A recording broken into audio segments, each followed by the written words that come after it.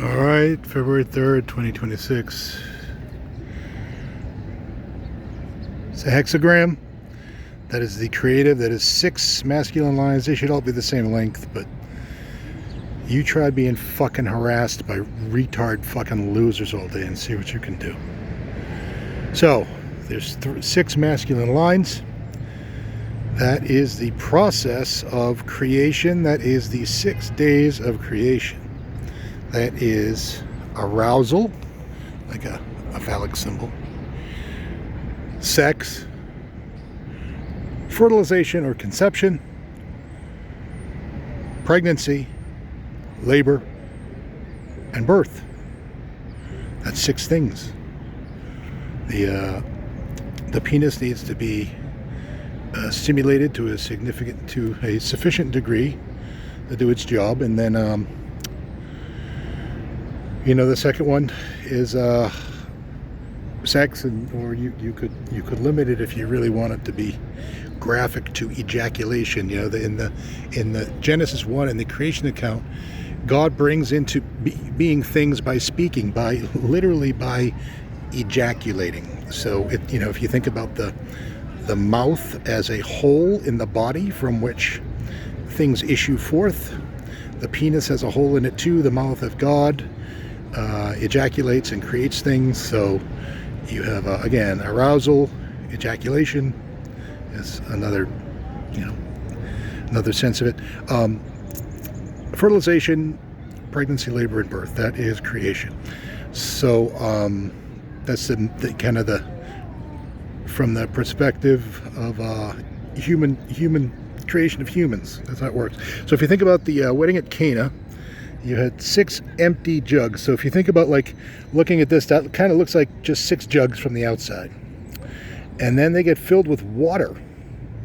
That is like the amniotic sac. That is the fluid in which the baby will reside for a while.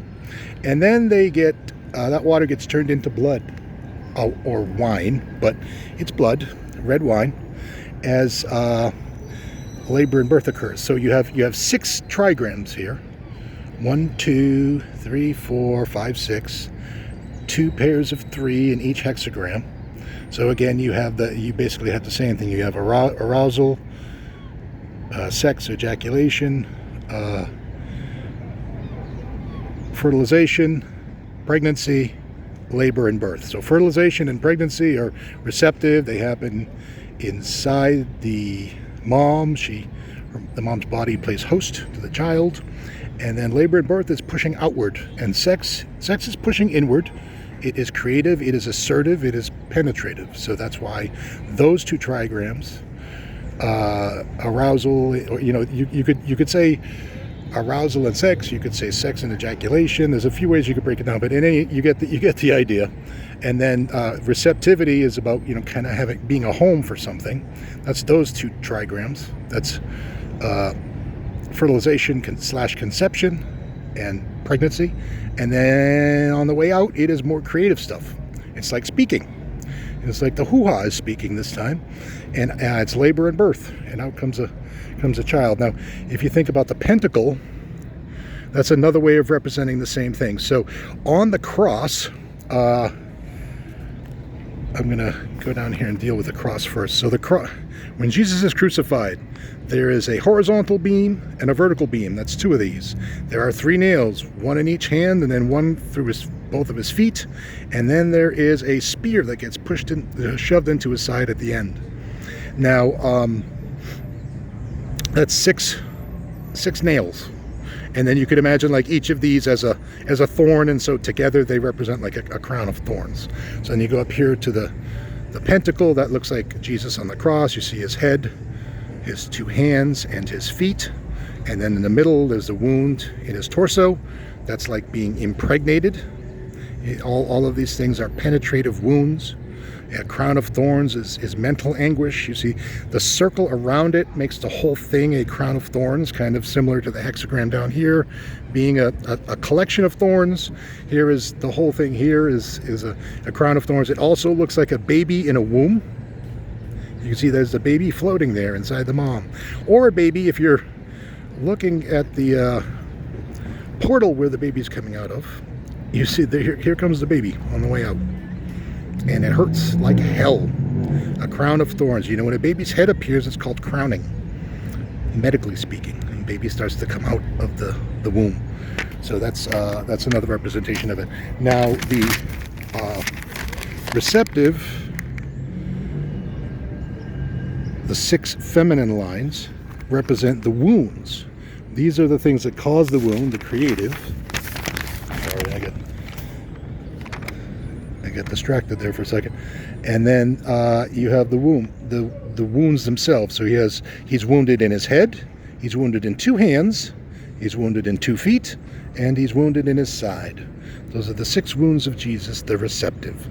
And that, you know, then if you break it down into the little segments there, the 12 apostles. And again, that could be a collection of thorns. You know, that's his crown of thorns. Those are all of his wounds. And when you think about Jesus on the cross, and anyone on a cross being fixed to an idea, to an expectation. I said this in a prior video, but you know, think about someone who's just pinned to the idea of being something specific that someone wants them to be, whatever that happens to be, because of some kind of judgment, or because they want to manipulate the person, or they want to make a puppet out of the person. You can mentally torment someone in an effort to basically puppetize them. There's lots of things that fucking retards do.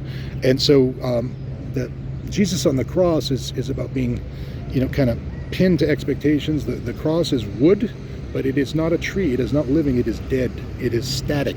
It is fixed. It is like, you know, when you marry somebody, you say, okay, you are like this. I am marrying this. Don't change. Otherwise, who knows? And that's kind of how being pinned to expectations can cause suffering. And more generally, just how pure creativity can act on pure receptivity. So some people are very others focused, and some people want to people please, and they will adapt themselves and contort themselves in all kinds of ways to meet the expectations of other people in order to please those people, because it's actually a noble intent.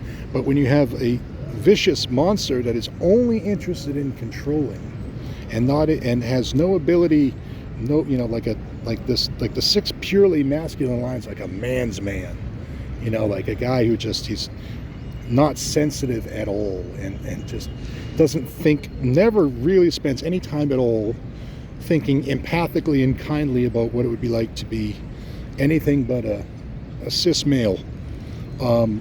You can get terrible results, and you end up with something like a crucifixion.